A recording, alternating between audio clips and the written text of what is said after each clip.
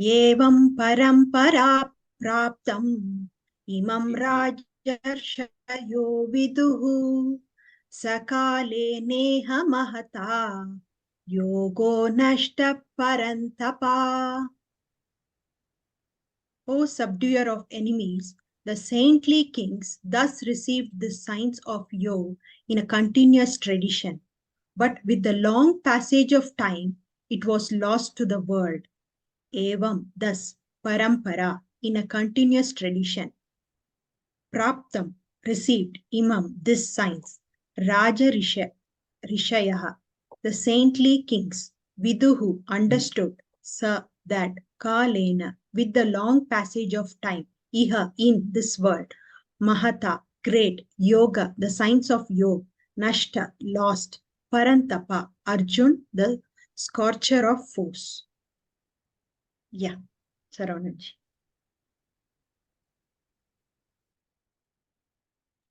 Yep.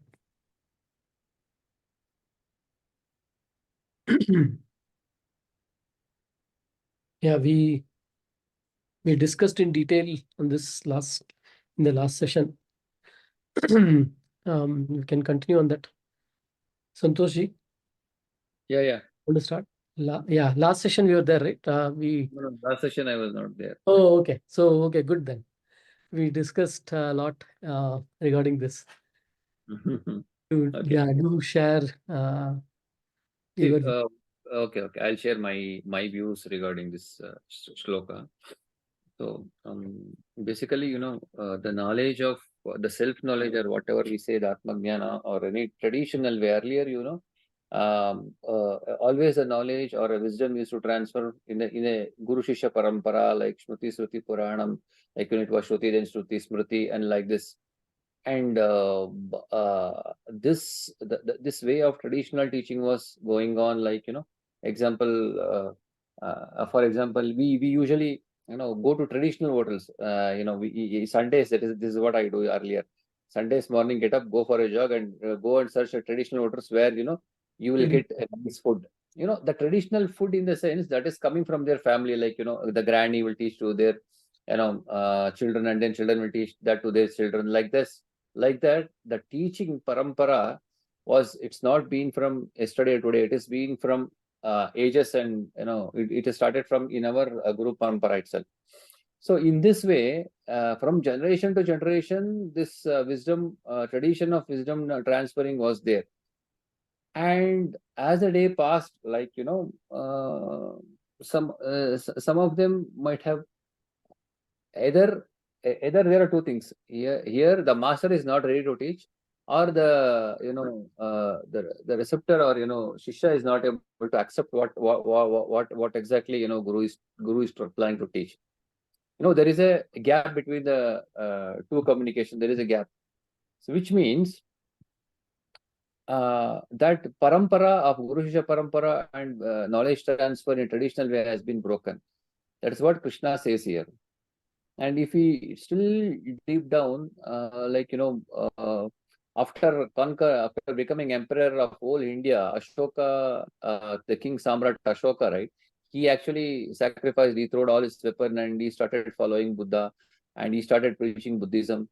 And in this way, the kings, whenever this Maharshi used to teach those wisdom knowledge to kings, and king used to teach their prajas in their ruling dynasty, wherein people are accepting those knowledge the way they receive it, and use it for the purpose of their well-being.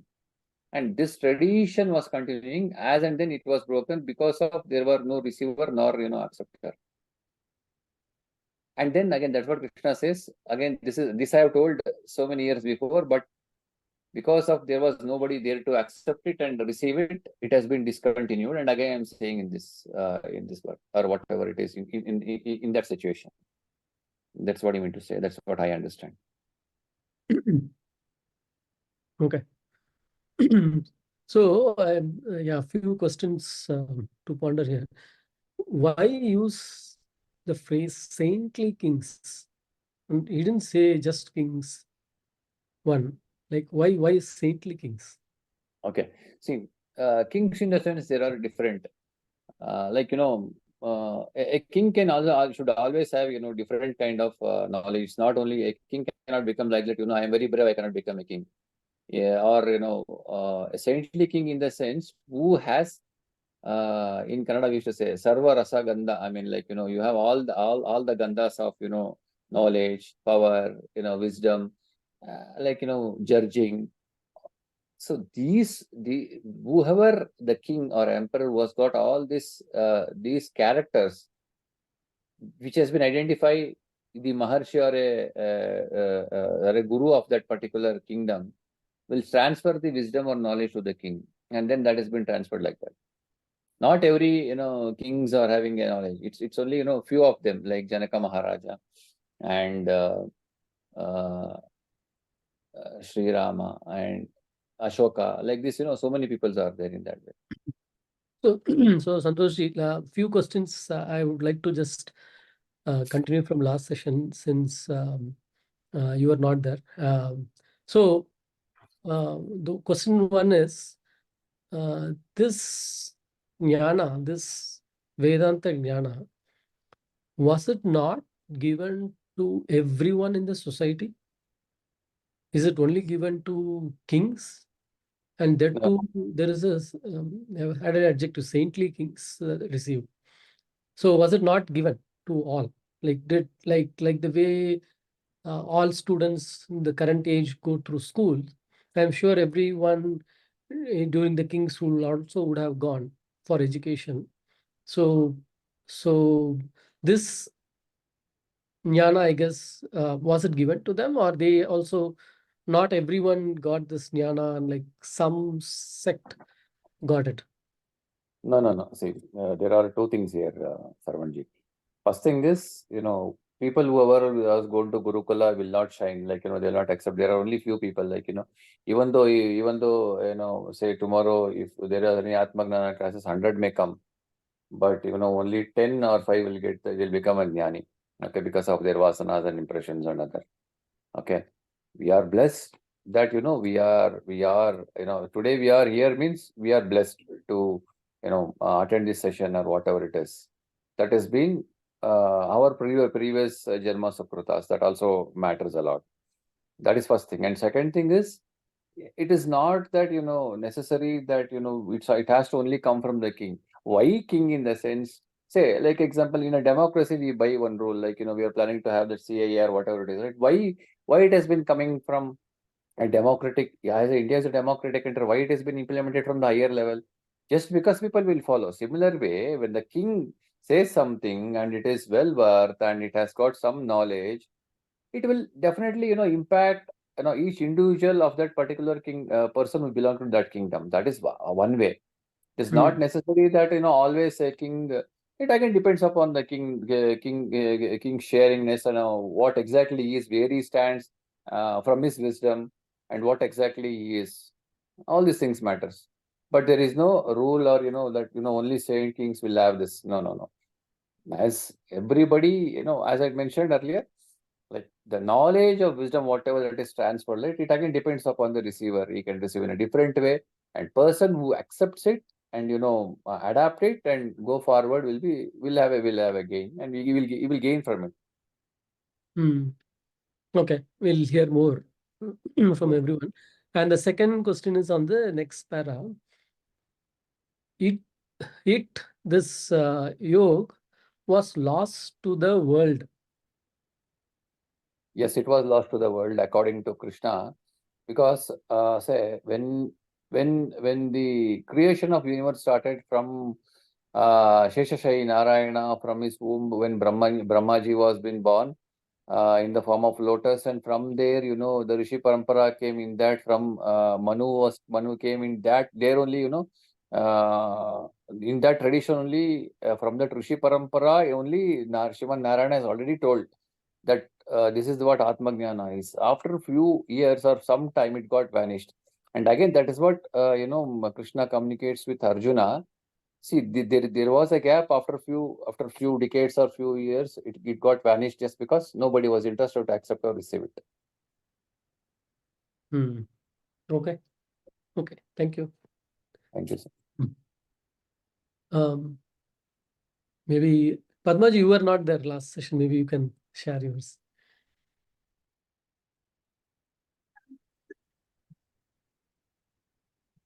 I think the continuity from the previous shloka is better to understand this because in that Krishna says, imam vivasvate yogam proktavan aham abhyayam vivasvan manave praha manurikshvakave bravit. That means the knowledge, the self-realization or the God realization is the knowledge, Atmajyoti is given by Krishna himself to the sun god Vivaswan, and through the Guru Shishya parampara, Vivaswan passed it to Manu, Manu to Ikshvaku, and in that Kula only Rama was later on born. So that is the lineage of the kings that have been coming with the knowledge of self-realization.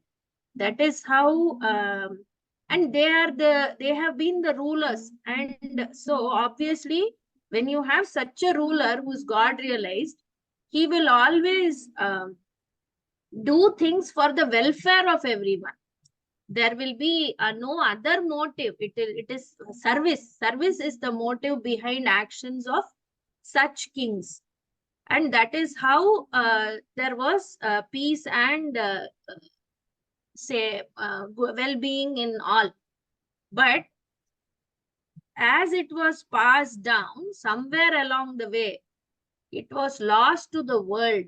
Here, I feel the world refers to all the material and other attachments that slowly, some of the disciples along the way, although the knowledge was there, still it got contaminated because it was essentially from it is not something which was written, it was passed down from word of mouth is how it was spread. So over the years, this knowledge got contaminated, which was pristine or pure when God gave it first and it was translating and coming down.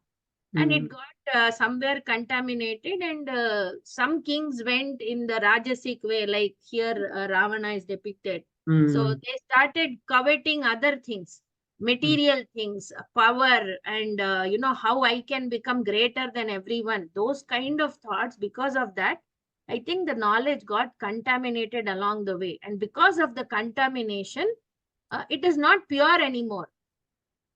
So I think, and when such thing happened, I think going forward, again, it has to be re-established.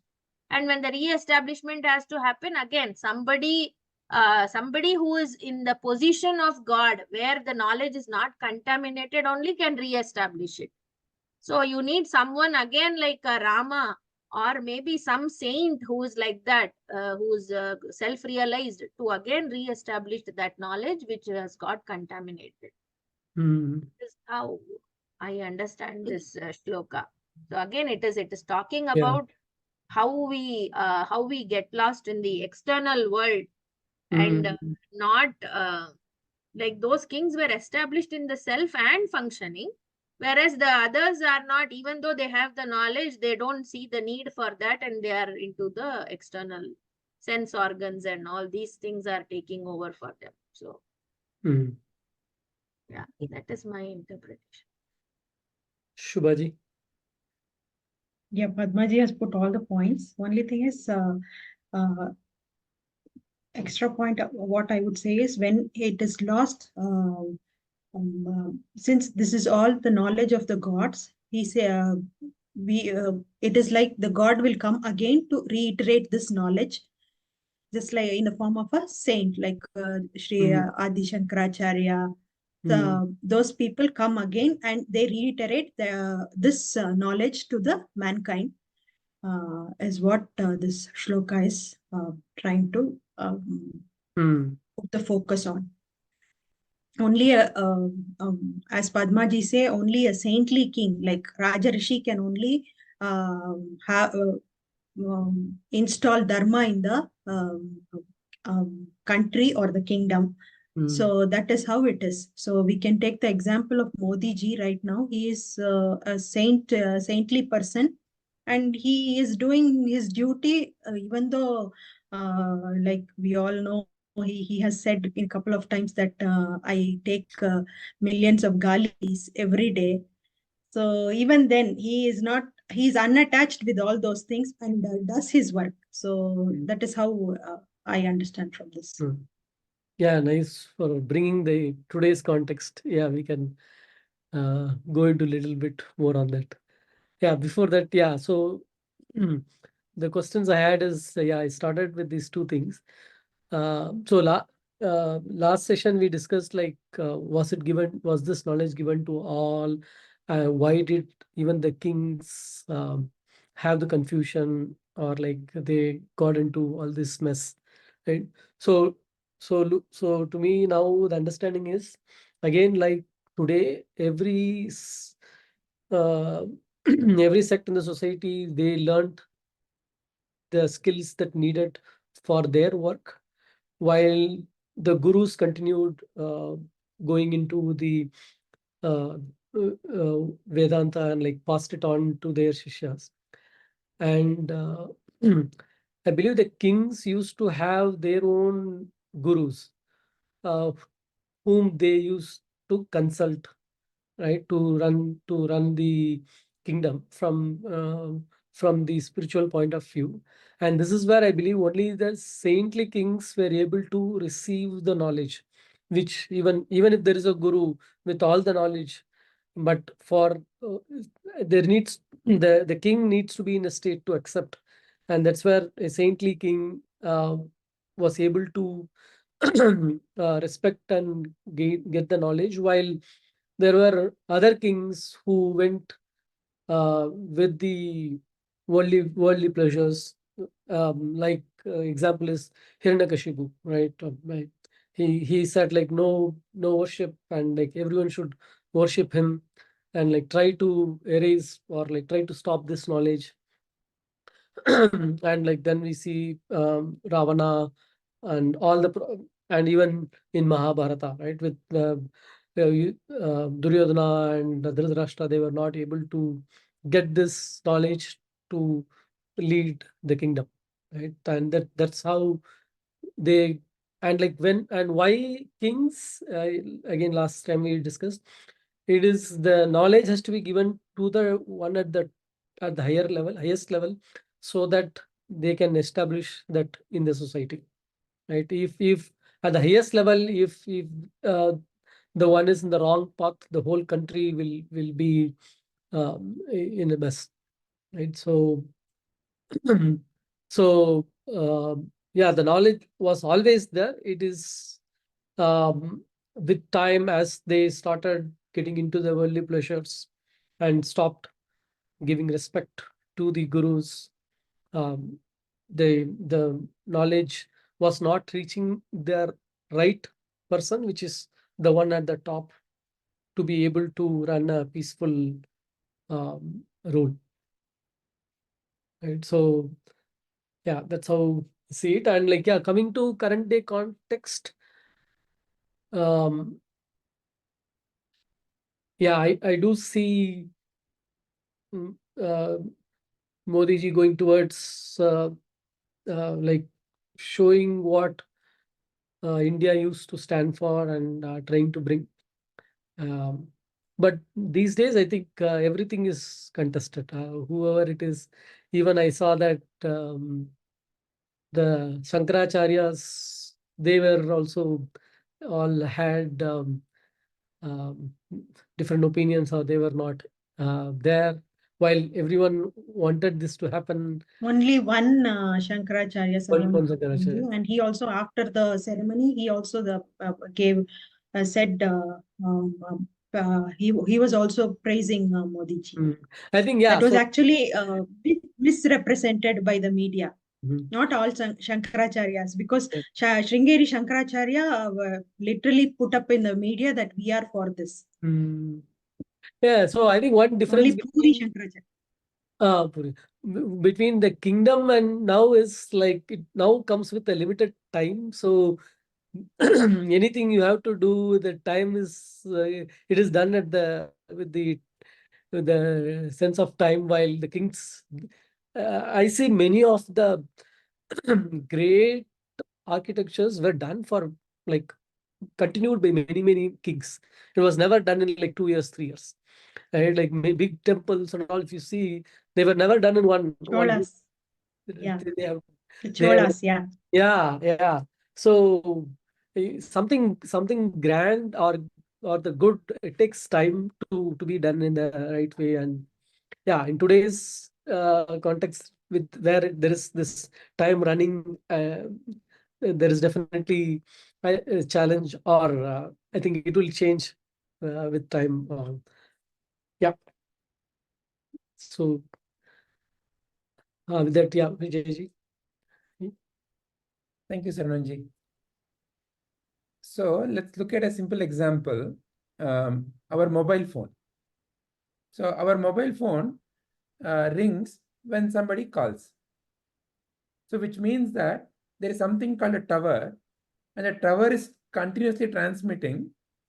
And when a particular frequency is what it calls, is when this resonates with it. Otherwise, it is constantly listening. See, right now, as I'm holding this phone, there must be a lot of other frequencies going on in and around. But it is not ringing. Only when somebody calls this particular number, it rings. The mobile tower is transmitting, but this is not capable of receiving that particular frequency. So in a similar way, truth cannot be subdued. Yeah. Truth cannot go away. The very definition of truth means it is eternal. Eternal. So the knowledge is always there, because knowledge does not belong to a person. Any knowledge, whatever may be the knowledge in this universe, it is part and parcel of the existence. Depending upon the frequency that I tune to, I may receive some knowledge.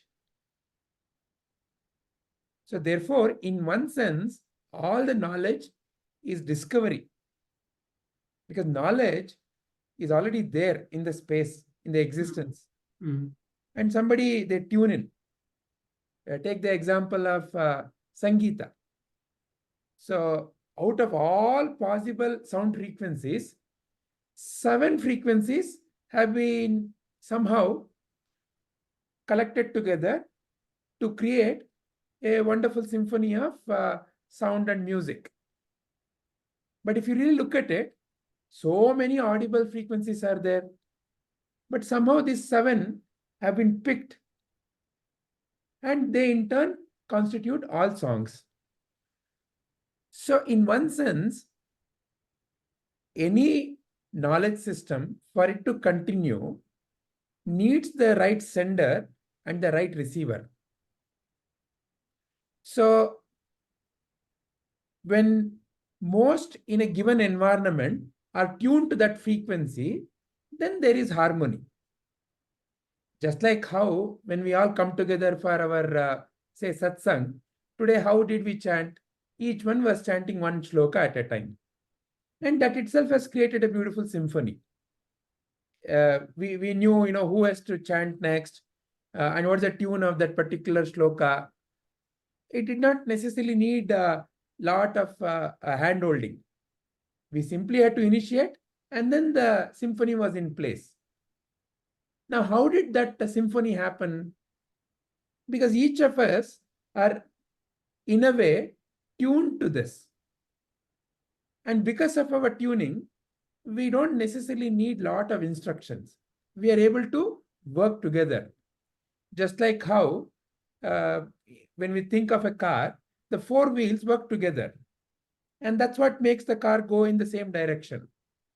Or like how we call, in the context of a family, it's the husband and the wife, like the 2 wheels of that ratha, of the ratha called family. Or like the 2 bullocks, which are pulling that ratha, or the bullock cart. However, whatever may be the analogy, but you get the idea.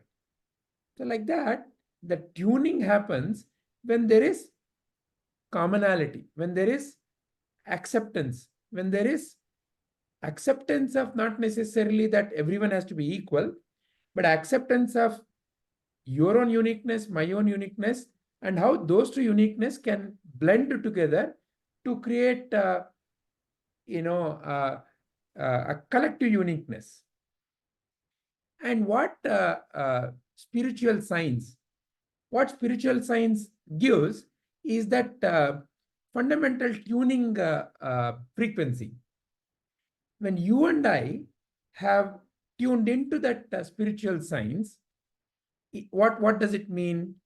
You and I are resonating to the spiritual truths. We are living our life accordance to the spiritual truth.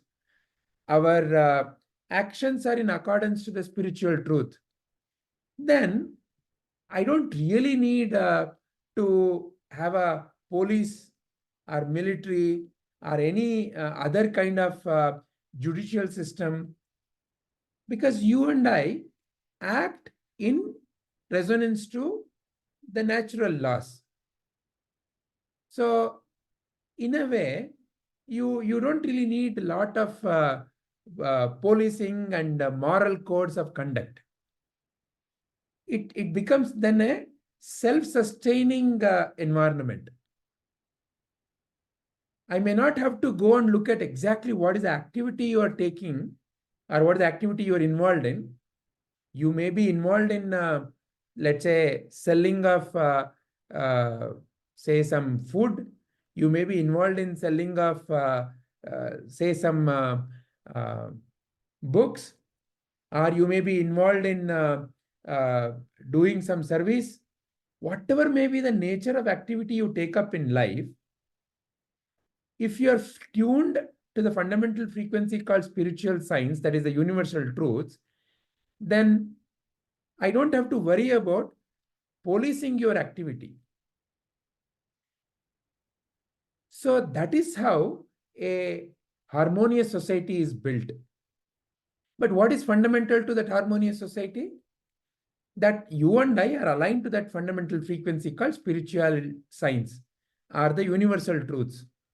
That you and I have agreement, that you and I have tuned into that spiritual science, or that universal truth. But unfortunately, the way the human mind works, this is the way except for the human mind, rest of the existence works in accordance to dharma, accordance to their own dharma. They pretty well know how to conduct their life. I just want to share one beautiful video that I have received today. May I please share the screen?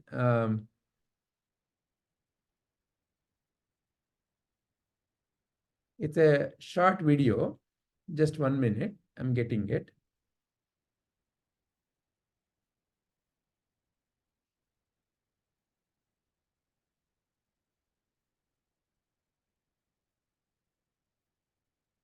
So let me play this video, and after that we can discuss. So in this video, there is an eagle which is about to go into the forest to hunt squirrels and all these little animals. So just notice what happens. 0 to 40 miles an hour in under a second.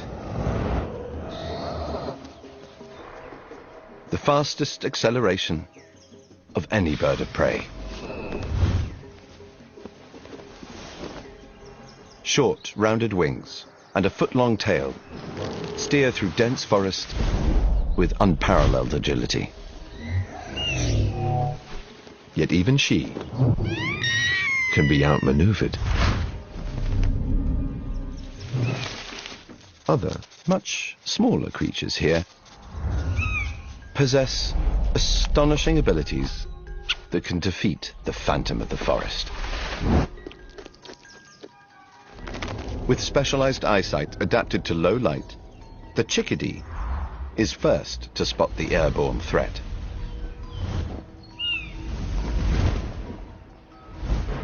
first to raise the alarm. A coded message, broadcasting the hawk's position and speed. Squirrels not only recognize the chickadee's call, they've learned to mimic it almost perfectly. In seconds, the warning is retweeted from one animal to another. It relays through the forest at over 100 miles per hour. More than twice as fast as the hawk.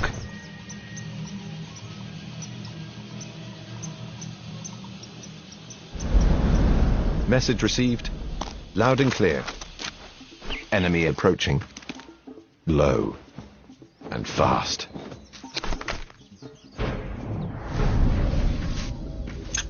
When the little guys look out for each other, it keeps them one step ahead.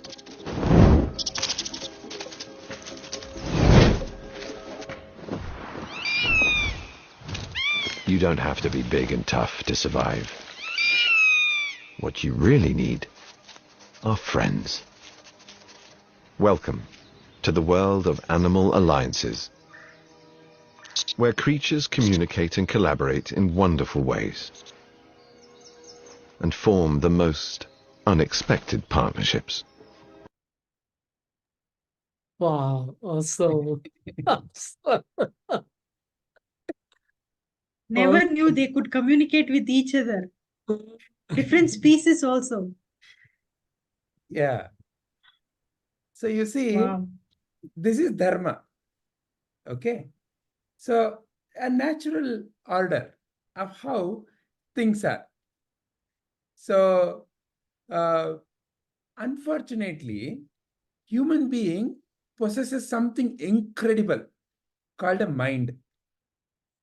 And that incredible instrument, if it is not tuned properly, can create lot of ruckus. It can create lot of destruction. It is like, there are beautiful stories to narrate. So for example, you all know the story of the cat and the meditation. So there used to be an ashram and there used to be a guru and he used to teach meditation. He had a pet cat. And the pet cat would always come at the time of his meditation session with his disciples and would disturb him. So what he did was he would tie the cat to a pole with a thread. He would keep a bowl of milk. And now the cat is busy licking the milk and he can happily teach the disciples. But the disciples, over a period of time, now in that ashram, the tradition is such that if you have to learn meditation, you have to first catch hold of a cat, you have to tie it to a pole, you have to feed milk, then only you can meditate. So you see, over a period of time, tradition can get misrepresented. The essence of the practice can be misunderstood, can be misguided. Another little story.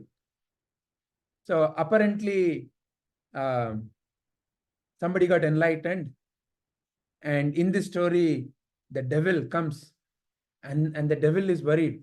My God, he is enlightened. Now everybody will come to know about the truth. I will have no job. The devil was worried. And then somebody told him, don't worry. His disciples are planning to write a book on all the teachings of this master, and they're going to codify it. Devil said, very happy, very happy. Now that the truth is going to be in the book, I'm very happy. Because the moment you put something, then that becomes like codified. When you do not keep that, whatever that truth in resonance to the current time and context, it becomes a big shackle. So that identification or the truth that the master feels, when it is communicated in a particular time and space. Time and space means what?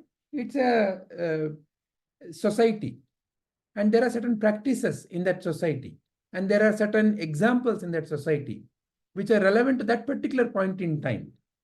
So therefore, the master would choose to use such examples and would demonstrate the truth using such examples. But unfortunately, the same thing is taken as sanctimonious and never to be questioned, never to be understood in the right context. So what happens? Lot of blind following starts. Rituals start. And what begins? Religion begins. Christ never said, create a religion after me. But people who followed him created a big religion, and he said, bring everyone unto me. They thought everyone unto him means conversion. So they went on to a rampage in the world. Go murder everybody, convert, or I'm going to murder you. So like that, the master's feeling of convert everyone, bring everyone unto me. Simple, wonderful, lovely statement. Share the feeling of love and kindness, and then they will naturally come to me, the divine. But you can interpret it to convert everyone. If they're wearing that cross, then you are mine. If you're not wearing the cross, you're not mine. So dresses make up what your internals are. So like that, a wonderful science which can create a harmonious well-being within and around can get misrepresented, can go out of resonance. What to do? That's how human mind is. That's the nature of human mind. The mightiest, it can choose to bring out the Ravanatva, or it can choose to bring out the Ramatva. But it is something that has to come from within. It cannot be enforced. I cannot take you by sword and say that now love God. You cannot bring love like that. But that's what happens. So in that way, decay happens. What is most pristine can decay. And when such a decay happens, as we will see later, there is also going to be revival. Because it is on the old that a new can be constructed. When we are ready to let go of the old, then only new can be constructed. But while constructing the new, the foundation or the fundamentals cannot be lost.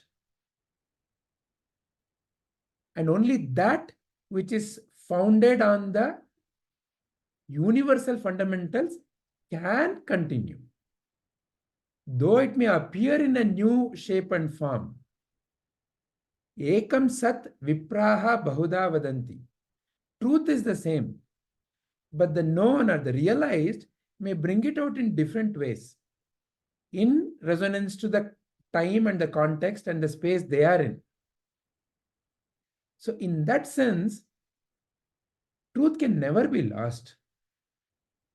But when you see it from the viewpoint of the society, there seems to be, like the ebb and flow in an ocean, there seems to be a decay, revival, upsurgence, height, decay.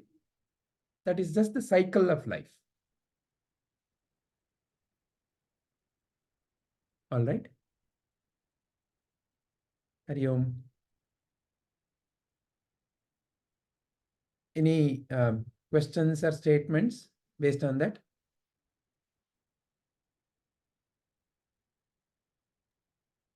Vijayji. Yes, Santoshji. Vijayji, when you say that, we are always connected to that fundamental, process. So that is again a dharma, right? That dharma which is established in everywhere. I mean, every individual. Like, whenever I do anything, the first thought that comes into mind is, against the dharma, that, when I'm trying to hurt anybody, it comes, no, what I'm doing is wrong. I mean, that is a fundamental process that happens. But how exactly, as you mentioned, yes, the truth is always the truth. The wisdom is always the truth. But that how exactly, until unless the receiver receives it and, shares it, how exactly I can correlate it in that perspective? Can you please refine the question? Can you please frame the question? What is the question you are asking? Question is about, the fundamental process of what exactly it is there, right? Every day, I mean, as you mentioned in the talk, like, the fundamental, we are always connected to the fundamental process. Okay. The truth of life, whatever Yes, truth universal, of life, correct. Whatever is universal between you and me. Yes. See, though your yes. body may be different, my body may be different, but the universal truth is that both feel the pain. Yes. Yeah. So in that we are connected. Yeah. But how exactly, the knowledge will be shared across is what the question. Yeah. When you say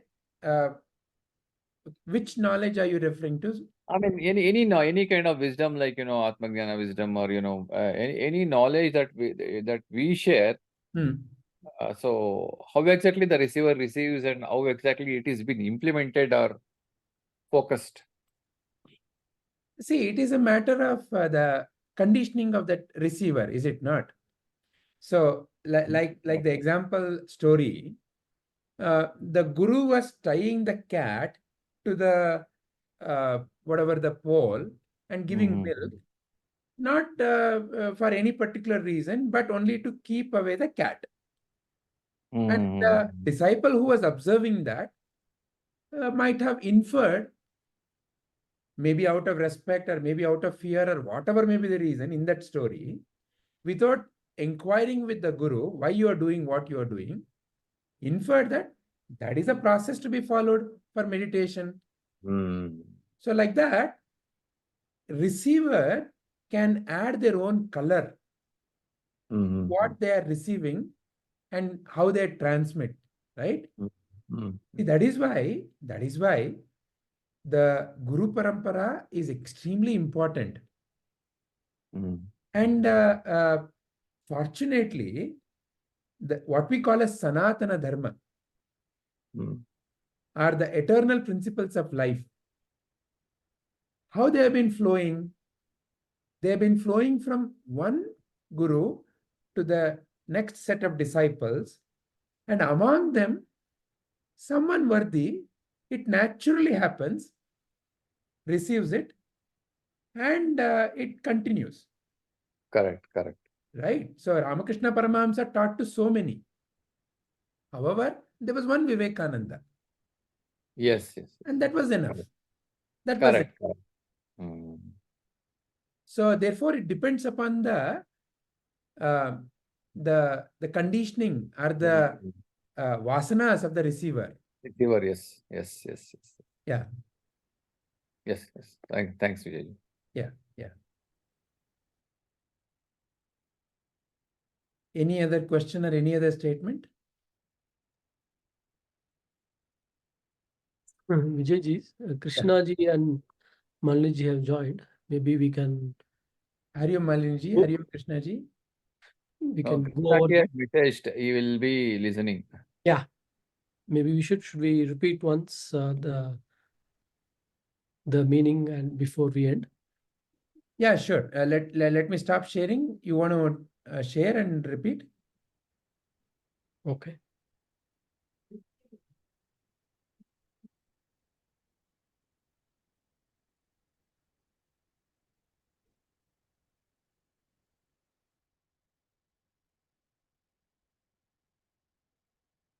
Yeah, you're able to see, right?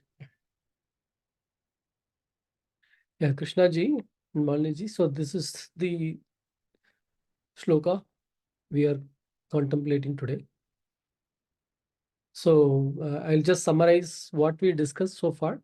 So in the last shloka, Krishna said this science of yoga, he only taught to sun god, and then like from sun god it passed on through the parampara of Manu and Ikshvaku, right? How this science, this, from whom did it come?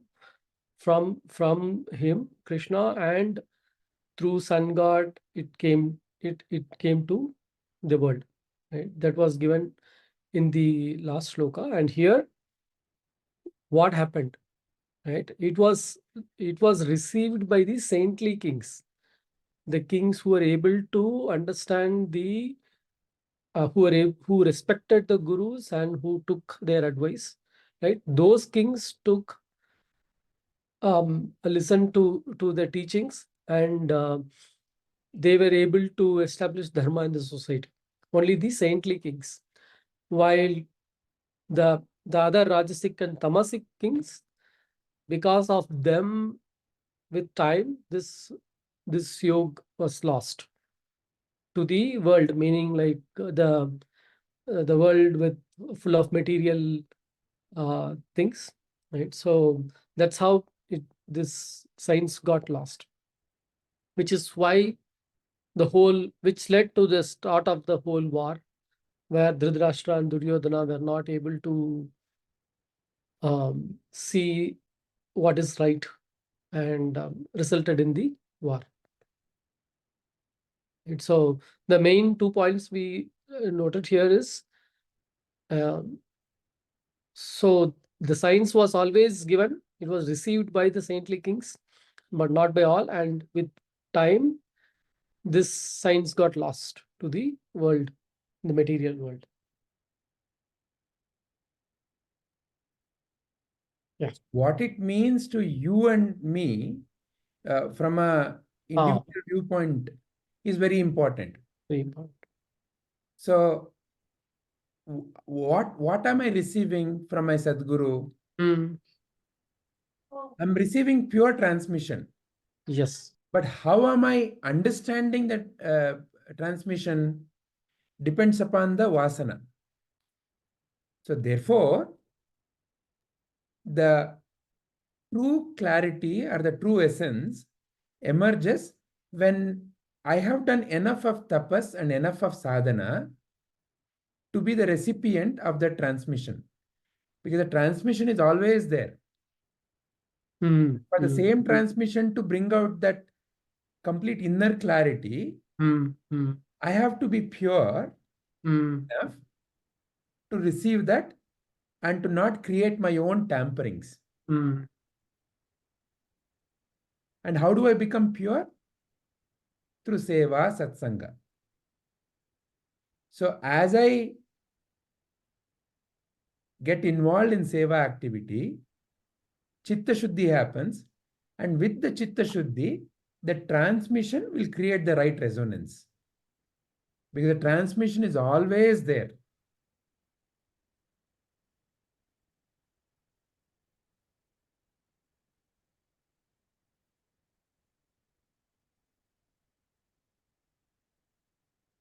Yep.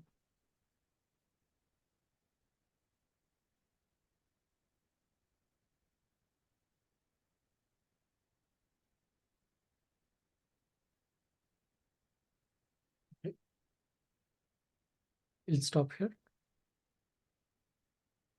So shall we end the recording? Yeah, sure. Thank you. Hari Om.